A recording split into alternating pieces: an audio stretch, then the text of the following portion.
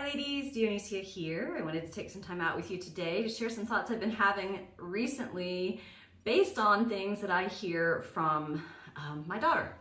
So for those of you who've been with me for a while, you are aware that I am living with and traveling with, currently in Europe, my young adult daughter who's 25. And she is just a stellar human being and the most fun kind of travel companion, and we have a really amazing relationship. But what I wanted to share with you today are some thoughts that I have about women in their 20s right now and what I've been learning from them. And I would say 20s and 30s because, you know, it's kind of in their late 20s sometimes too, or moving into their early 30s. But basically women in that era of their lives, and the things that my daughter shares, you know, they have social media now in a way that I didn't have when I was that age, and I'm 50 now, soon to be 51. So I'm seeing a whole lot happening in women in their 20s and 30s that just was not a part of my reality when I was that age. And I feel so inspired by it and so uplifted by it that I wanted to share some of that with you today. You know, a lot of what has prompted my daughter to be sharing with me is how I have been navigating the changes in my body due to perimenopause. And there have been long periods of time in all of that where I've really felt like my body got taken over by this process and went all kinds of directions that I never wanted to go. And I've struggled with some body dysmorphia for sure, like not feeling like it's my own body, and lots of other kinds of things that I know are rooted in having a trauma background. And I also have, you know, I as a priestess, and I encounter this in many women I know who walk the priestess path, but also just a lot of women, whether they choose that title or role or not, who really feel like they are the pattern breaker in their family lines, meaning that they're the ones who are going to step out of all of the dysfunction and step out of all of the trauma relationships into healing and therapy and modalities that can help us come into greater balance and living a healthier emotional and mental health life. And I definitely identify as that in my family system. And so I recognize that a lot of what I've been dealing with and working through and moving through and digesting through my own being is my mother's relationship to her body, and what I know about her struggles throughout her life with her body and her body image and body image issues, and her, you know, own inability to see her own beauty or feel her own beauty. Like, been moving a lot of that through myself in my perimenopause journey. And I've learned that from other women too, that a lot of what we, you know, there are a lot of different kinds of things that we come into having to reckon with at this stage in our lives as women. And one of those things is our mother, our relationship to our mother, what kind of mother she was, what we needed, what we did or didn't get. But also I feel, especially for those of us who are particularly sensitive or empathic, that we, you know, very easily could have imprinted things from our mother that we are working out of ourselves now that are really not our own. That has definitely been my own personal journey. And again, like many women that I speak to in my clientele and in my friend circles and sisterhood, that this is a real thing. And I think it's a big part of our healing and our restoration of womanhood in this time on our planet.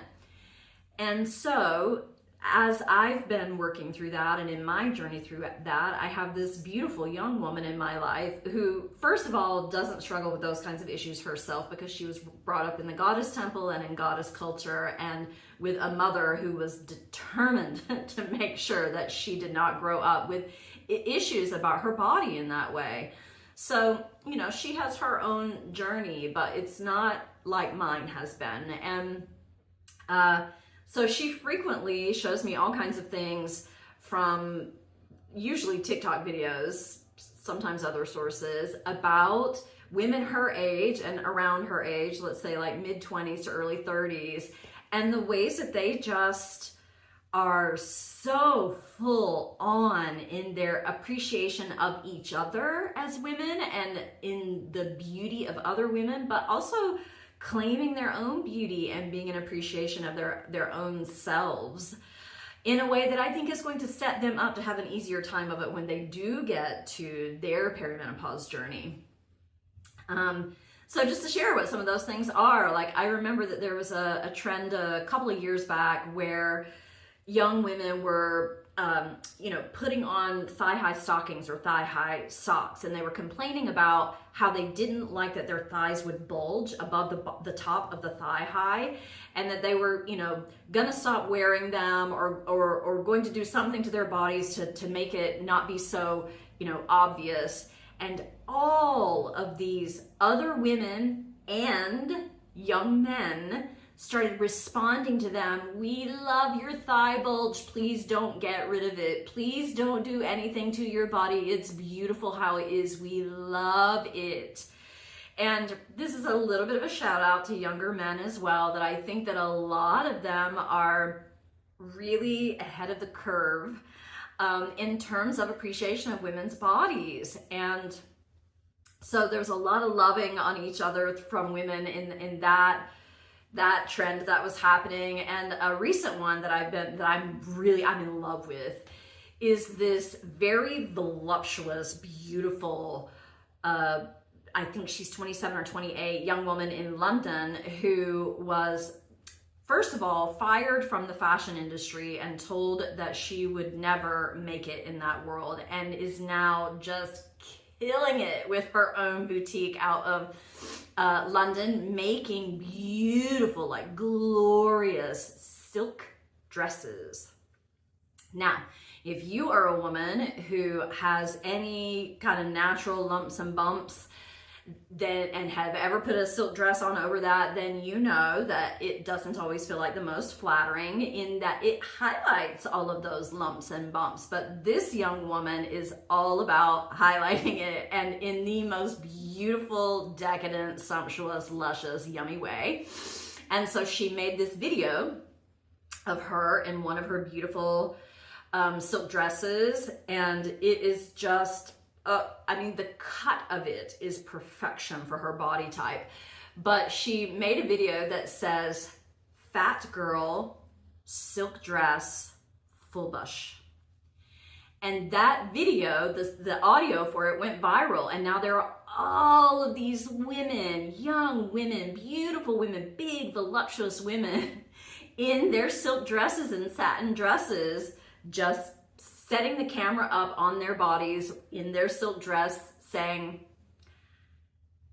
"Fat, silk dress, full bush." And I love it. I love it. I think it's so glorious and so beautiful. Just the body positivity and the beauty positivity and the inclusivity of all kinds of shapes and sizes, and all of the voluptuous women who came out in their silk dresses and hopped on that trend. And I'm so inspired by these young women. And I think those of us who are older, because at perimenopause, when our bodies start to change and then we start aging or saging, becoming our wise women selves, getting to really live our wisdom now that we've been garnering through all of our experiences up to this point. There's a lot in the fashion industry or the beauty industry that would say, okay, well, now you can't wear those things. Okay, well, now you need to dress like this. And I really love watching women who are just bucking those currents and just being like, you know what, I'm gonna wear what I like, I'm gonna wear what I want to wear, and I'm gonna find what I feel good in. So I think we can just take a lot of inspiration from these younger women who are doing it early in their lives and really claiming this for themselves. And again, I really love when the fellas jump on those trends too and really just love women up and love them in their shapes and in their bodies, how they are. And I think we're in an era of return to recognizing beauty in natural body form. So rather than needing to change the body in any kind of way, rather than that, adorn it in its natural state, in all of its beauty. So yeah, I just wanted to share that with you today. I've been thinking about it a lot lately and how impactful that's been in my own life. And for any of you who might not have access to that or might not encounter it just in your natural day-to-day life, I think it's just a really beautiful thing that's happening in the world. And for me, it is such an expression of the feminine rising. It's such an expression of restoring the feminine, really. Like those women just owning it. This is my body. This is beautiful. I'm here. I'm here. And I really hope we can all take inspiration from that we can all claim this body as beautiful, claim this expression, my own individual expression, my own unique expression of womanhood as beautiful.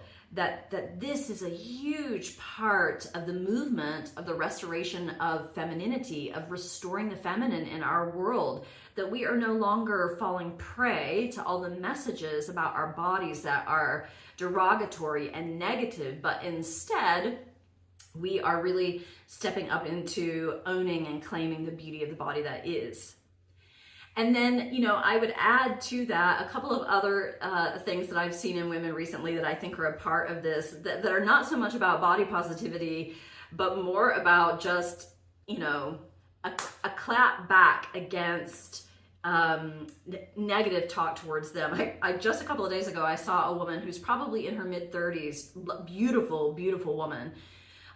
She's dancing belly dance style dances, and she's brown skinned, and she got an email from some guy, she calls him Rick, which I guess is his name on Instagram, telling her to go home and to go back to her own country. So she has a whiteboard, and she's got a whiteboard marker, and she's sitting in front of her camera, and she's talking about this email, and the title of her video is rating his go home email. And she gives his title a 9 out of 10. It's a strong title. It's a really good title. And then she just slays him and not in a nasty way, and not in a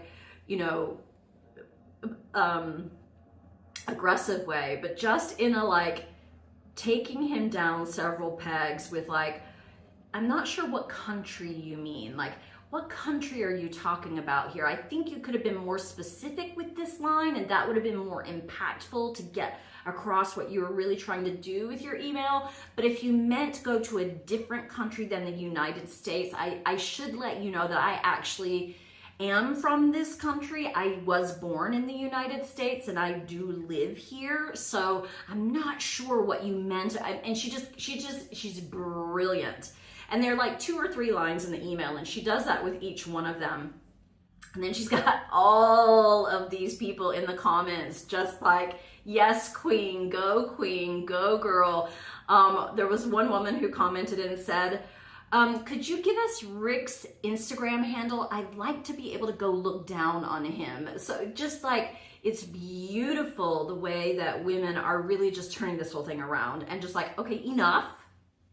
And we're not cowering in front of you, and you do not have any power over us, and you are ridiculous, and we're outing you.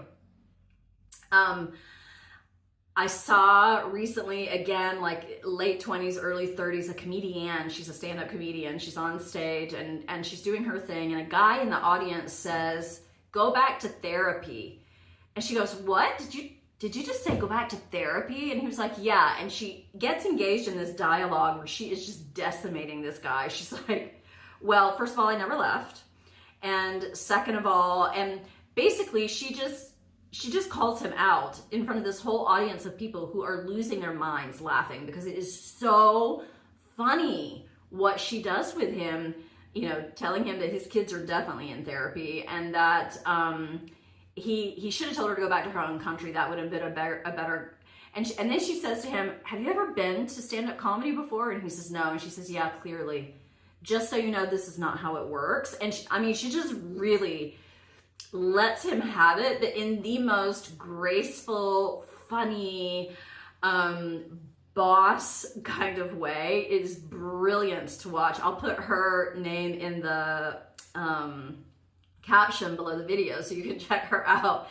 But my point in saying all of that is, I think for a lot of us, especially if we have any kind of a trauma background, we tend to function more in fight or flight or freeze and fawn. And so it becomes difficult for us to see ourselves really standing up. I personally am the kind of person who was raised to be a nice girl, and I've overcome a lot of that, and I'm pretty good about speaking my mind. But in some situations I can look back and go, I wish I had said this, or I wish I had said that, and I can notice that I was fawning a little bit there. I have a lot of gentleness towards myself about that. But I'm also really, really enjoying and appreciating watching these women who just, you know, are, some of them like on the spot able to just call it, and others of them go and they take it for a moment and they go, oh, here's how I'm going to respond to this. That's going to put this right back on you.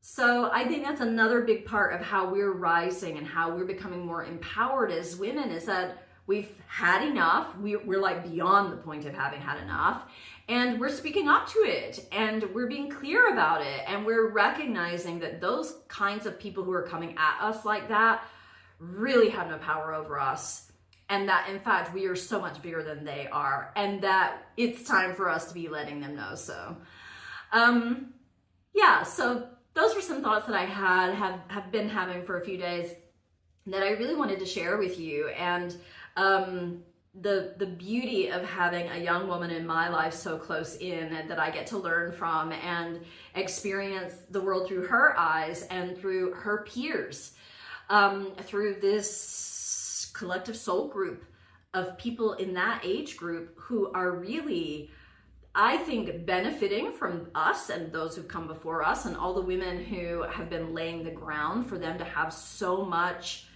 empowerment, and also their own unique essence selves that came in saying, raw, we are ready to go. Let's bring this patriarchy down and let's raise this feminine up. I really do feel that that age group of women right now has some real juice and some real power, and we can get really inspired by them.